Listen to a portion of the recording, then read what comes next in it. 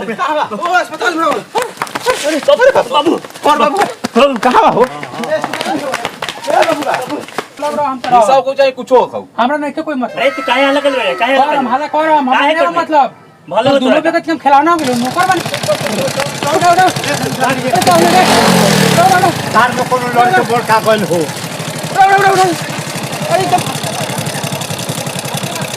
अरे सुन हटा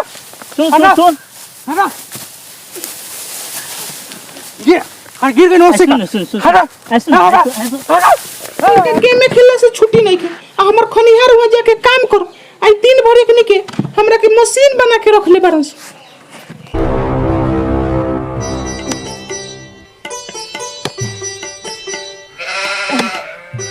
अरे एक भोरे से आयल इतना बेरा हो गए कोनो के विचारे नहीं हुई। एगो छोटका भैया बाटे उस साला के मोबाइल से छुट्टिए नहीं खे मिले कि मोबाइल छोड़ के आओ खाना लेके।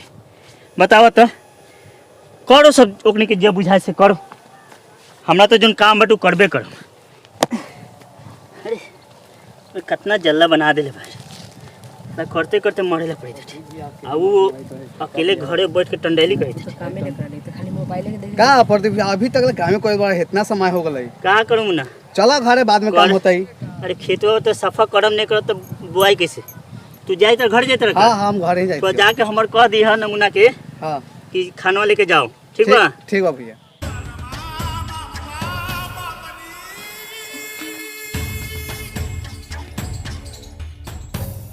का कहीं जेने घर परिवार के लोट बाटे आ यही में खेतियो बाड़ी बाटे तो वही में बाटे सब।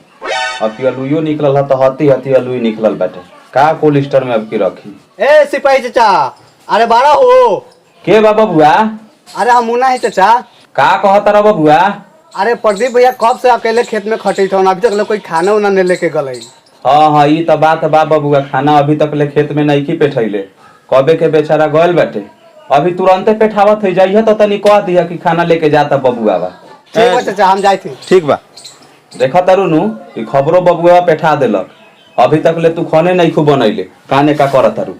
कारो में बैठल चिल्लात बन बुझा तक हम यहाँ बैठल बन खोने तक कार के बैठावत नहीं एगो देवर बा तो दिन भर गेम में अजुराल बा का जाने का होई का। ए बुआ जी सुना तनी। हां भौजी का कहत बारू? हेने आई भैया के खाना लेके जाई खेत में और वो तो दिन भर गेम में खेलला से छुट्टी ना रहला। भैया के खाना लेके हम नौकरी बारी बुझ गए ये मुंह न खेल इनके गेम में खेलला से छुट्टी नहीं के हमर खनिहार हुआ जाके काम करो आई दिन भर एकनी के हमरा के मशीन बना के रख ले बारन से। का भौजी बोला का कहत बारू? हई धरी खाना जाके भैया के खेत में दिए खाना ही कौन खेत में दे आई? गाछी तर वाला गाछे तरल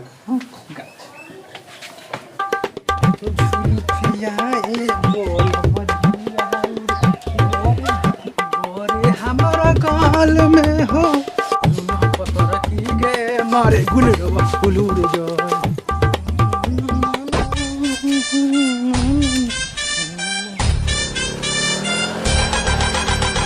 का हो सुजीत भैया का तोरा घरे कबे कने हम खाना देला तू अभी लेके जाइत बड़ो खाना त खाना लेके जाते न बनी। वो तो हम देखते बानी कि तू खाना लेके जाइत बड़ा लेकिन एगो तोरा से बात बा। का बात हो बोला?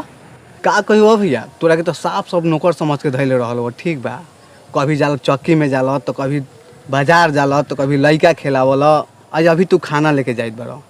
अब तूहे बताव तोरा पर कितना मतलब अत्याचारी होइत बा। तोर घर में कोनो वैल्यू हवा तोरा के तो इहे चाहल हो तोर भैया कि तोरा के नौकर बना के रखी। काहे उन भैया के बारे में तू उल्टा सीधा बतुत बारे रे हैं? हम तोहर भाई के बारे में उल्टा सीधा कहला बोले जी हम बोले वाला क्या होई थे जौन हम देखै थे अपन नजर से तोरा के बोलनी बा। एगो बात कहियो बा जब से हम भाई से अपन अलग भाई नहीं नु तब से साला एकदम बिंदास जिंदगी जी हिले ठीक है। तोरा ये सब नसीब में हवा तू जिंदगी में अपन भाई के नौकर बन रहा। ए हां जो दिमाग मत करबे हिंगे दिमाग खराब बा हमर दिमाग चट के ध देवल से साला ई त बातवा ठीक है कहित ला साचो खनि भइयो भौजी हमके नौकर बना के रख देले बा खराब। इतना देर खबर कर उनसे खाना लेके बताओ तो कोनो परवाह नहीं। का भैया अब क्या हुई तेरा खाना लेके का करी बना के दियो तब ले हो कि हम ठीक है हम बना के तोरा के लेके दे दियो खाए। तो तू इतना खिसियात काहे बड़ा हो? खिसायत का दिलो खाना धर खा दिमाग में चटा हमर। अच्छा पानी नहीं ले ले बुआ? पानी ले हम कोनो कलोगा कि हम पानी ले आइयो अच्छा छोड़, चल चल खा ले चल। काची खाली तू तो हमरा गंबर तू नौकरी पर पूछ गेल हमरा के तू आज खिसियाल काहे बारे? हम खिसियाल बानी। कुछ बोलो हो का? काची हमरा होई कुछो न भइल बा। घरे कोनो बोलो हो? कौन बोली कुछो न भइल। काहे से खिसियाल बारे? हमरा के खिसियाल। चल खा ले चल बाबू, हम चल चल बैठ। खाली भात ले ले बुआ। तोरा स्कूल ले का जाथे बना के देबो, जाथे न लेबो तरकारी बनतो न दाल बनतो कुछ बनौते नहीं हो। सजा दे मन मौजी करैत हो। जा दे रहे दे, हम खा ले तुम भैया के ला। या तवा हमने खामी सब हमने खबो उखल सुखल। तू काते बुझल बारो नौकर बारे बुझल गेल का? आटा पिसावा गहूं पिसावा कटहर घेर लइका खिलावा दूध पियावा। तोरा हो का गलो आज? कुछ न भइल अब। तू घरे हो तो तोरा का हम बताई थी हम जाई थी अपन ले छिपा फिपा हम चल। सुन सुन सुन हटा सुन सुन सुन हटा ये और गिर गए नोसे का। सुन सुन हटा सुन हटा हटा तू घरे का भले का रे? एके कुछ भले का कि कोनो कुछ कहलई ह कि भौजैया से कुछ टाना में निकल लक? जरूर जाके भौजैया से झगड़ा मत करो, बड़ा मुंड के गरम बाटे। चलो देखल अब खाना हमू ने खा। चल चल भाई का उठाई टकराई चस कर बच्चा। चस चस हम तो चलो। बहुत चस कर देनी वो जवानी में। हां हां लोग कहते हैं, चिकना चिकना तीन मिजाज के पिया मारे पिया चला। चिकना खा लेवे दा। देखा कि वाह बबुआ गल बा खेत में हां आ छोटका ले गल बा खाना। हां देखो अभी तक ले कोनो खबर नहीं खे। चार मोर जतवा से यही होती हमरा, अब कोनो उम्मीद न खवा नहीं नहीं ऐसा मत बोल लइका न बारो, हाँ। ऐसा मत बोलिए छोट लइका बरोबर। सब बुढ़वा को की बात ये सब बात हो का बुढ़ाऊ तू नटकी काले आ घर में नौकर बुझ गए काती बोले बरे काचे बोलो तू बड़ नौकर ने तू खटल सब गर्जियन के कमी बाहर कोनो के कमी नहीं खे। का बात हो? कोनो बात अस्थिर से बतियो ने। काती कुत्ता निहराते आते हल्ला करे लगले रे। जिनके बरो नौकरी ने रेटी का है हम जनवाले रो नौकर बनावेला आए वाला के मालिक बनावेला। हमर त आज मुनो आंख ने खोली त मन आंख ने खोली। जिनके बरो नौकर ने खरीद खटा होई त हमरा कत क देला। आज हम बाहर गए रहती हम तो आदमी न बना रहती 2 रुपया कमा के हैं। हम घर में तुमर तू बड़े जिंदगी बर्बाद कर नौकर बड़ा बनौले बर भाई के हैं। सब तोरे कमी बा अब बताई अब हम बाहर जाए भाई के हैं। घर सब तोरे कमी बा लागे त बठानी में बाटे। हम बाहर सब जाए अस्थिर से बतियो। हम आते से ना बतियाएम हमरा बता के चाही त चाही। ई सब कह देबे घर में न तो तोरा के 1 मिनट नहीं रहते बहु समझ गेले नु। काहे न रहत हमरा हमेशा नहीं का हम अलग रहो हम त ई सब रहो को चाहे कुछो खाऊ। हमरा नहीं तो कोई मतलब। अरे तू काहे हल्ला कर रे? काहे हल्ला हम हल्ला करम काहे हम करबे? मतलब भले हो दोनों तोरा पे हम खिलाना हो गेलो नौकर बने हम घर के तोहर काम करी ओकर काम करी लइका खिलाई ई करी वो करी आटा ले आई बाजार जाई सब नौकरी। अरे तो पहले बताइबे कि का भलो घर? हमरा कुछ नहीं कि तू हमर भाई न हम तोर भाई न हम काम खत्म मात के बस अलग खानो लेके गए है तो इसने छोड़ छाड़ के भाग गए है। हम कुछो करी हमर मन हम कुछो करी हम कुछो मतलब न हम जाई थो भाई से रिश्ता खत्म आज चल। देखे तन बाबू देखे तन उन्हें सब जाके सब हम देखत है सब देखत है। ए बबुआ देखा उ जातना गर्मी में गइल नु एक दिन उ आतना पछताई कि उ सर पकड़ा गुलर तर अपने मरी। बात समझला कि बाबू नहीं? तू ऐसे काहे बोलत रहो ओकरा के? ए का आइए न बाबू, बाटे। तू अकेले सब पीले करत रह मारी मारी मारी बाय बाय देखा बात के टेंशन हमरा नहीं खे। तनी सानी देख तारी दारू पिए गलो तो हमर देह बनल रही। ओ सर के गर्मी में गइला से होई। जा ओकरा के जाथी करे के मनवा जाथी कर। जा दो बाबू लइके नहीं हमनी के सामने। लइका हो तू गेला। काहे खिसिया गलो? हमरे के न बोल रख। ने अरे नादान बात बोल देलक। देखा कहा गइल ओकरा का भलई का ने। चल चलो ओकरा कोनो सिखा पढ़ा देले बाटे सर।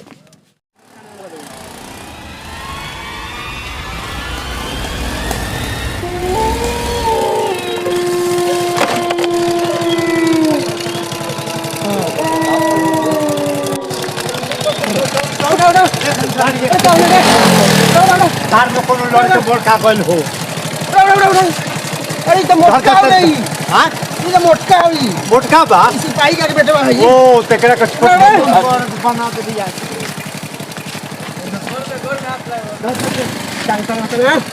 अरे बड़ा हॉस्पिटल है बगल में। यार मोटका ही बाहर एक्सीडेंट कर गया है। ठीक से गाड़ी चलावे के चाहिए तो बोले के था। चलो चल आइए इधर इधर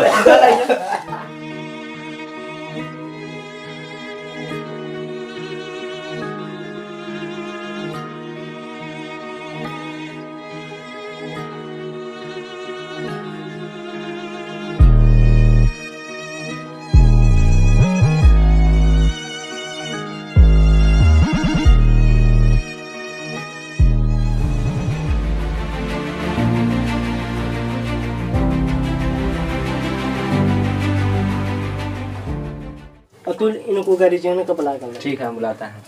गार्जियन कौन है? ये तो हमारे गांव के बजाय से कर बाबू भाई के बुला के ले आवे हम जाई थी। थोड़ा जल्दी बुला कर लाइए, ठीक है, जा रहे हैं। इमरजेंसी है। बबुआ अरे उ खिसिया के गइल है, ओकर कोनो था पता चलल उ कहां बाटे कहां ने? ने बाबू काहे खिसिया के चल गए? सर पागला दिमाग के हो गल बाटे उ। आ हम कही सर थाहे नहीं के चलत। और सिपाही का तोहर बेटवा एक्सीडेंट कइले। अरे बाबा कहां एक्सीडेंट कर? ओ अस्पताल में हो। अरे बाबू और बाबू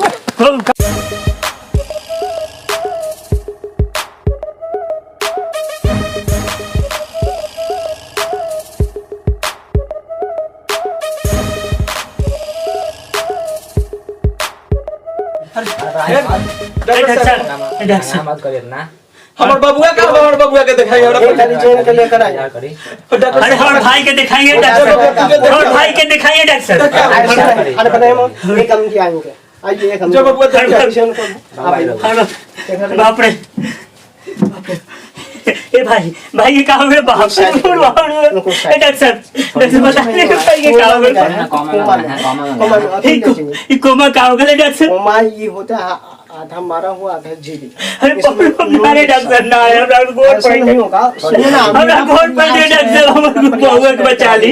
मेरा प्रयास रहेगा कि पूरा कंप्लीट करके भेजेंगे यहाँ से। हर बनाएंगे और भाई के बचा ली हो डॉक्टर। जाएगा, ये सब होगा। अतुल बैठिए आपको अतुल पानी नहीं लाइए, पानी नहीं चल रहा है। ले पानी टांगे पानी।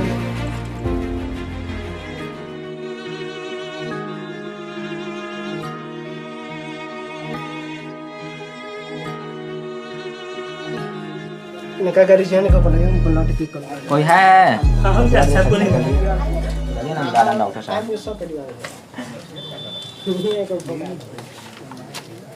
आइए, उनको ब्लड की कमी है, ये पॉजिटिव है। ये पॉजिटिव कोई अगर आपके घर में है तो 1 यूनिट चाहिए, है ना? डॉक्टर साहब हमरे ले ली ब्लड, हमरे ले ली और भाई के बचा ली। हमरे पॉजिटिव बा, हमरे पॉजिटिव बा जी।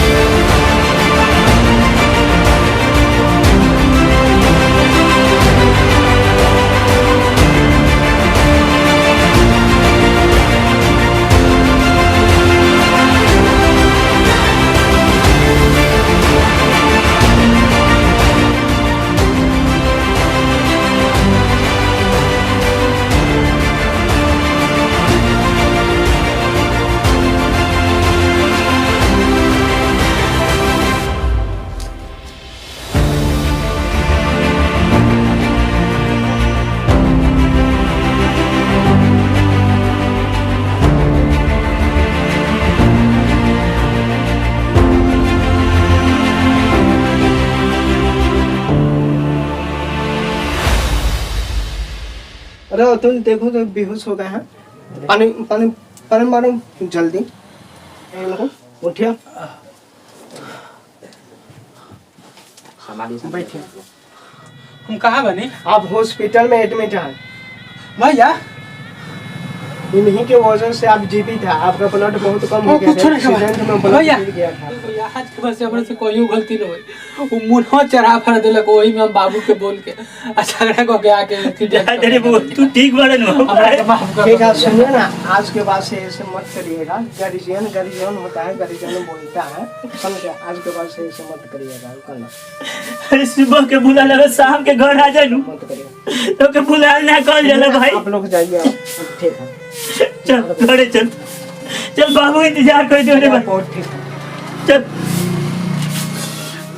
इनके ऊपर ध्यान दीजिएगा, यही ब्लड दिए हैं तो आप जीवित हैं। नमस्कार प्रणाम, हम है सुजीत सतरंगी।